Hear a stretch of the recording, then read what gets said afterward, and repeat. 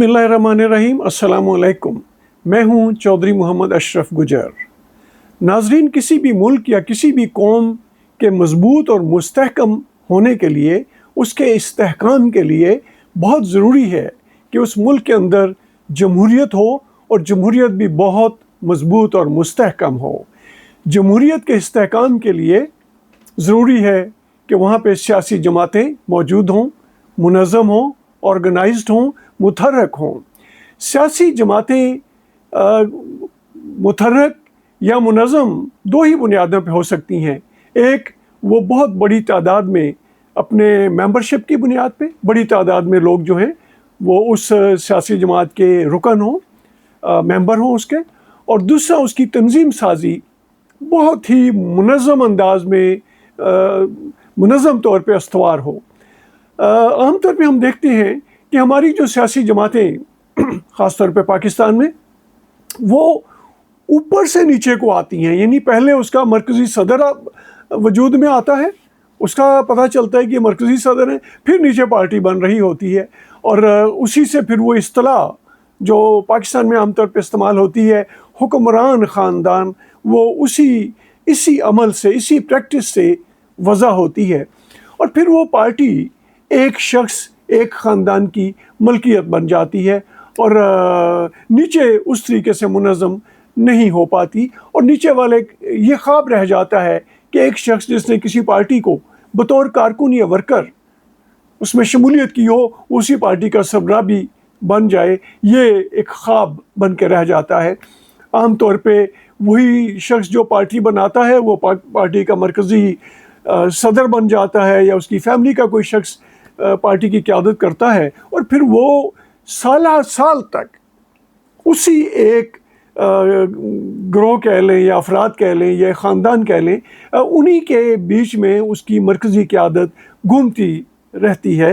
जो कारकुन हैं वो कारकुन ही रहते हैं, जिसका नतीजा ये होता है कि कारकुन जो है वो दिलचस्पी छोड़ देते हैं। वो बड़ा वाजिबी सा ताल्लुक़ रखते हैं, क्योंकि वर्कर्स की और कारकुनों की ग्रोथ नहीं होती पार्टी में। उन्हें तरक्की करने के मौके सूबाई सतह पे और मुल्की सतह पे नहीं मिलते, लिहाजा फिर वो एक बड़ा रस्मी सा ताल्लुक़ पार्टी से रखते हैं, और अक्सर यह ताल्लुक़ इक़्तिदार की हद तक रहता है।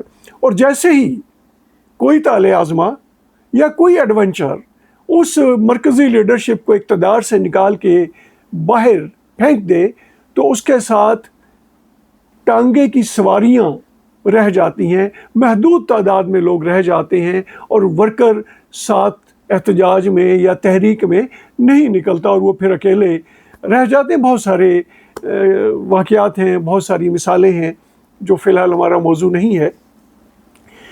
इस हवाले से कि एक कारकुन जो है सियासी जमात का, वो उसकी रूह होती है, वो पार्टी की बुनियाद होता है।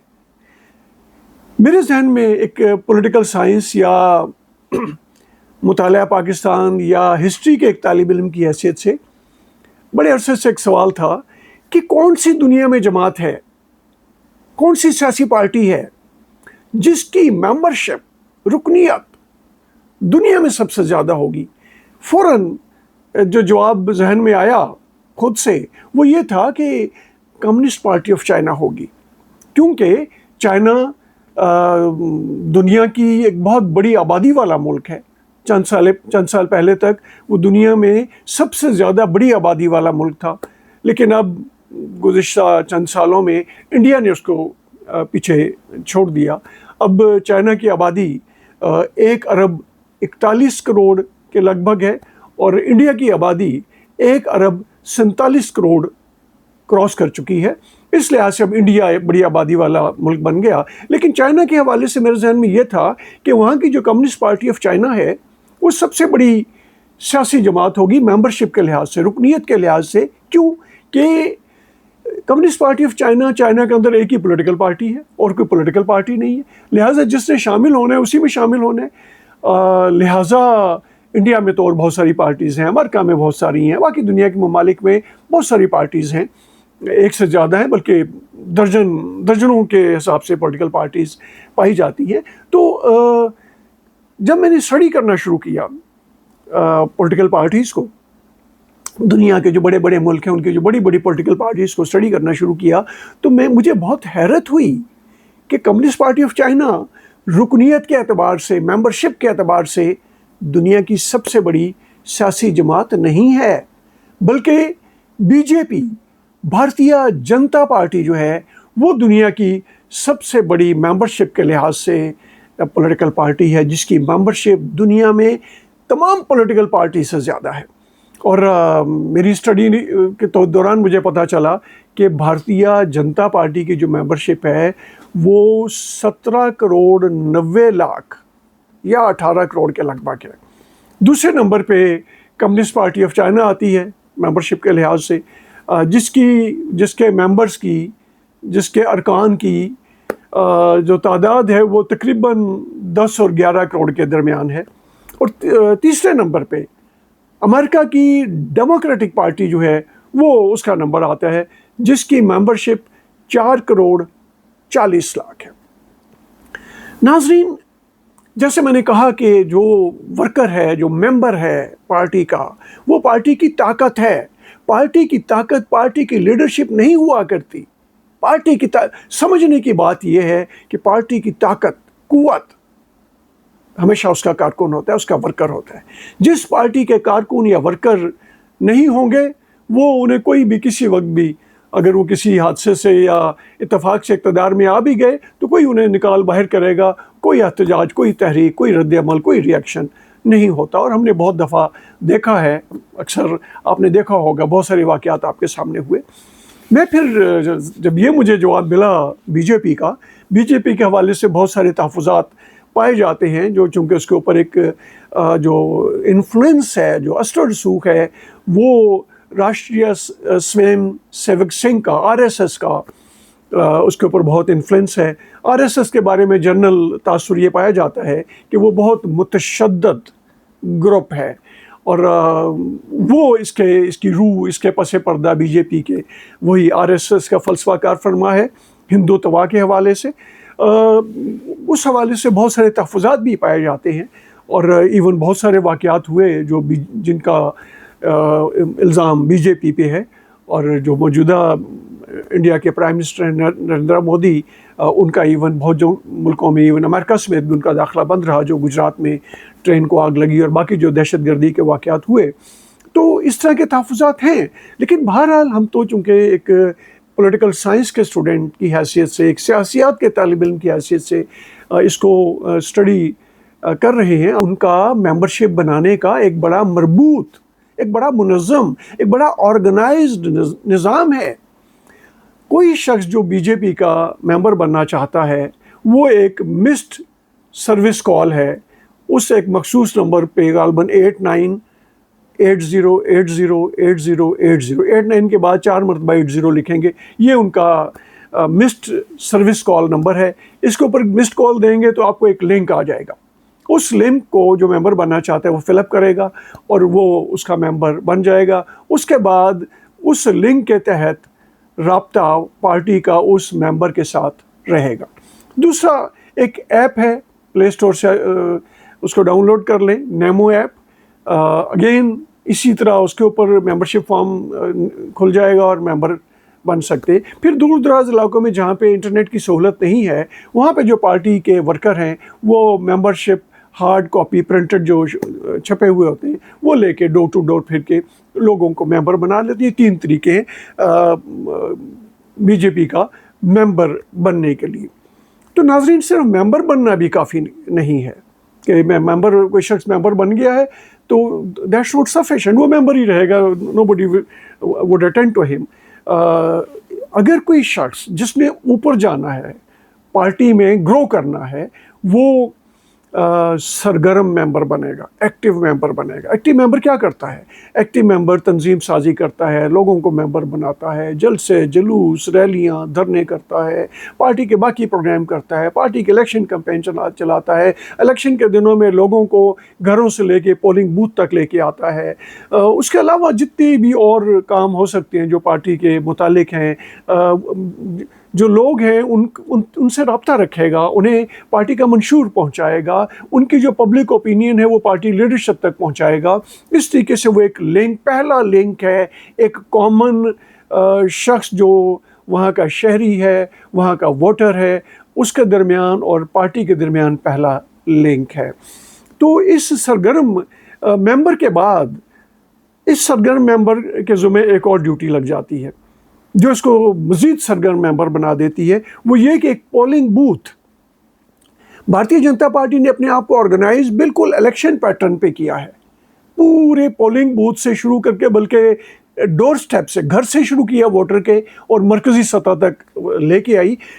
اس کا یہ کیا کہ ہر سرگرم ممبر جو ہے اسے پنا پرمکھ کہا جاتا ہے. پنا کہتے ہیں صفحے کو، پیج کو.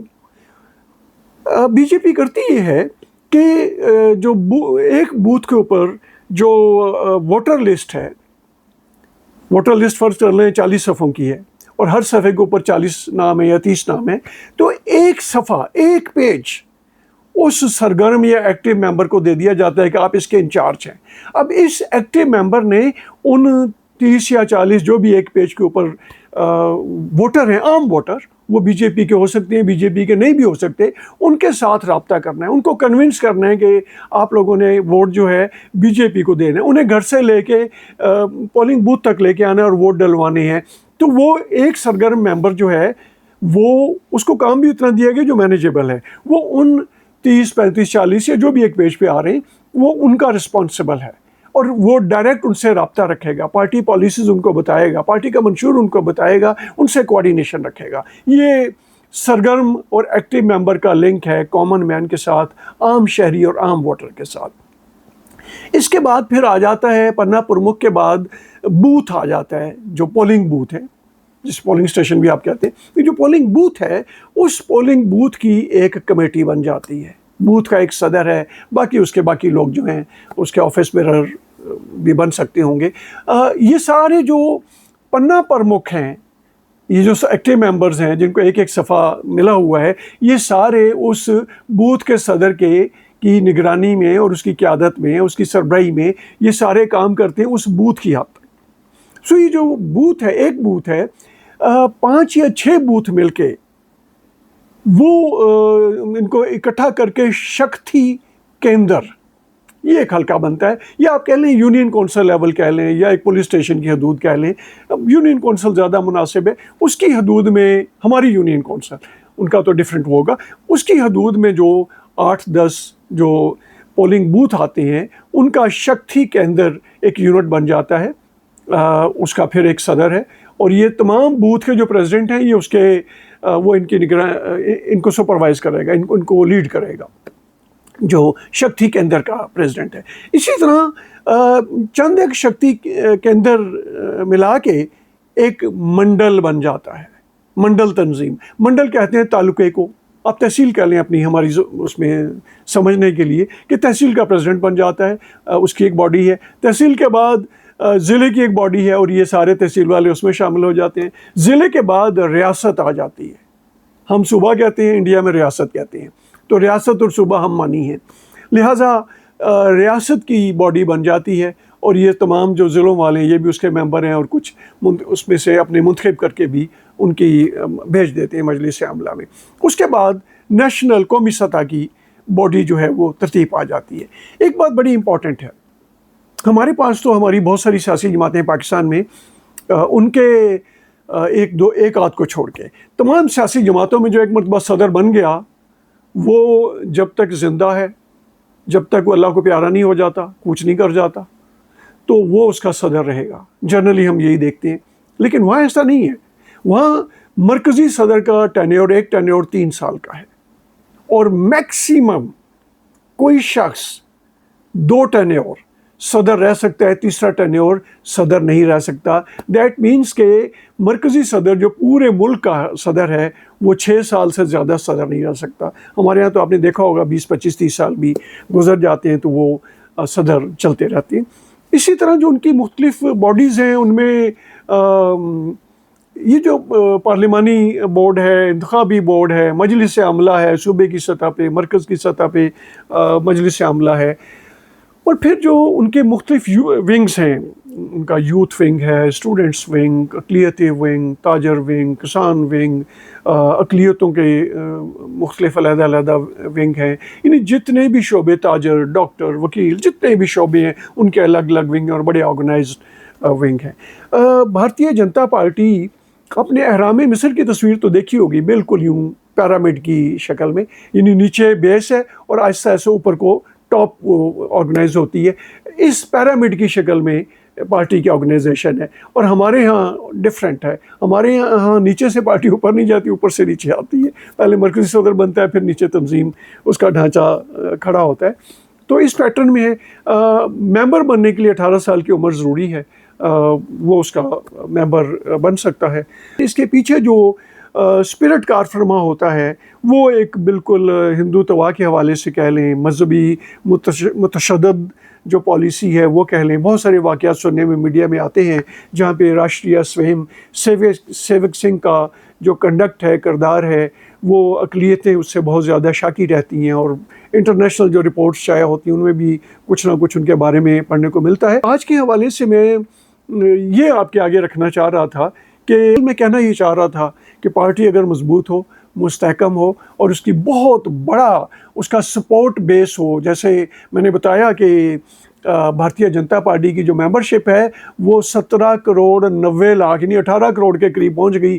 جس پارٹی کے پاس 18 کروڑ متحرک کارکن ہوں، ورکر ہوں، اس پارٹی کو کوئی اٹھا کے باہر نہیں پھینک سکتا۔ پاکستان میں یہ ایک خواب ہے کہ ایک عام آدمی، ایک عام کارکن، ایک عام محنت کش، ایک مزدور وہ پارٹی میں جوائن ہو ایک ورکر کی حیثیت سے، اور وہ اس پارٹی کا سربراہ بن جائے۔ پاکستان میں ہمیں فی الحال جو بڑی پارٹیز ہیں، خاص طور پہ جو 3 4 5 جو بڑے نام آتے ہیں، ان کے اندر تو فی الحال یہ خواب ہی ہے۔ اللہ کرے کہ ہمارے ہاں بھی ایسا سلسلہ ہو کہ ہم بھی اسی پیٹرن پہ یہ کریں، اور پھر یہی وجہ ہے کہ بھارتیہ جنتا پارٹی میں خاندانی تسلط نہیں آیا، بلکہ بھارتیہ جنتا پارٹی جب کانگریس سے اگینسٹ کمپین کرتی ہے تو ان کا سلوگن یہی ہوتا ہے کہ کانگریس ایک خاندان کی پارٹی ہے، ایک قبیلے کی، ایک فیملی کی پارٹی ہے، اور وہ اس فیملی سے باہر لیڈرشپ نہیں جاتی، اور کافی حد تک یہ بات ٹھیک بھی ہے۔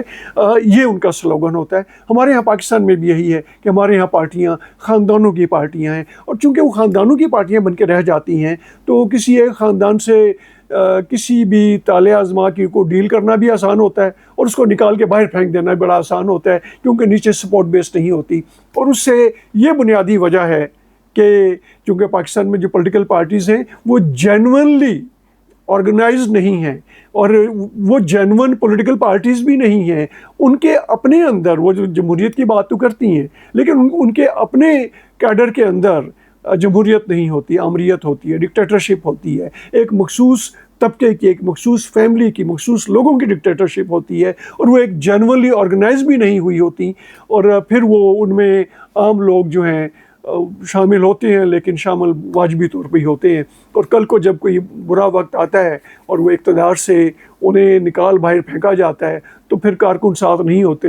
جی ٹی روڈ پہ 2 4 مٹھی بھر لوگ ہوتے ہیں، ٹانگے کی سواریاں یا رکشے کی سواریاں ساتھ ہوتی ہیں، اور پھر اس کے بعد دوبارہ وہ شروع کر دیتے ہیں اقتدار میں آنے کی اسٹرگل۔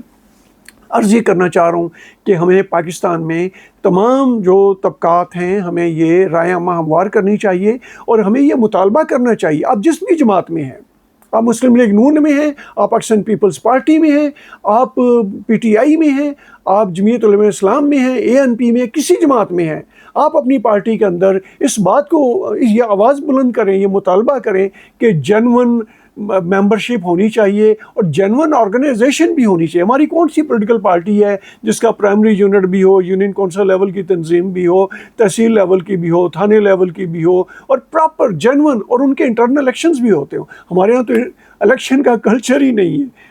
وہ مرکزی جو عہدیدار ہیں ان کا دل کرے زید کو ضلعی یا ڈویژن کا یا صوبے کا صدر بنا دیں، یا بکر کو بنا دیں، ایکس کو بنا دیں، وائی کو زیڈ کو بنا دیں۔ ہمارے ہاں تو یہی کلچر چلتا ہے، اور یہی وجہ ہے کہ ہمارے ہاں جمہوریت نہیں پروان چڑھ سکی، جمہوریت مضبوط اور مستحکم نہیں ہو سکی، اور پھر ظاہر ہے جب جمہوریت مضبوط مستحکم نہیں ہوگی تو پھر جو نان سٹیک ہولڈرز لوگ ہیں جن کا یہ کام نہیں ہے، وہ ظاہر ہے پھر پینیٹریٹ کر جاتے ہیں، وہ اپنی بات بھی منوا لیتے ہیں. اور بنیادی طور پہ اگر پارٹی مضبوط ہو تو پارٹی کو ڈکٹیٹ نہیں کیا جا سکتا، کیونکہ نیچے سے بہت ری ایکشن آئے گا.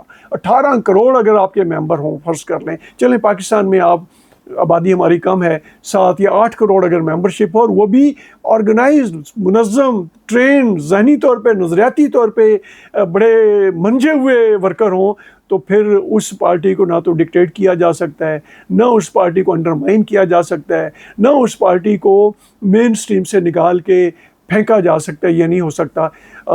آئیے ہم سب مل کے اس پاکستان کے اندر حقیقی صحیح جمہوری کلچر لانے کے لیے جدوجہد کریں، تاکہ ہماری سیاسی جماعتیں مضبوط اور مستحکم ہوں، اور پاکستان کے اندر بھی حقیقی جمہوری کلچر جو ہے وہ پروان چڑھے، اور ایسا جمہوری کلچر جو اس ملک کے غریب عوام، پسے ہوئے عوام، غربت کی لکیر سے نیچے زندگی گزارنے والے عوام، ان کے دکھوں کا مداوع کرے.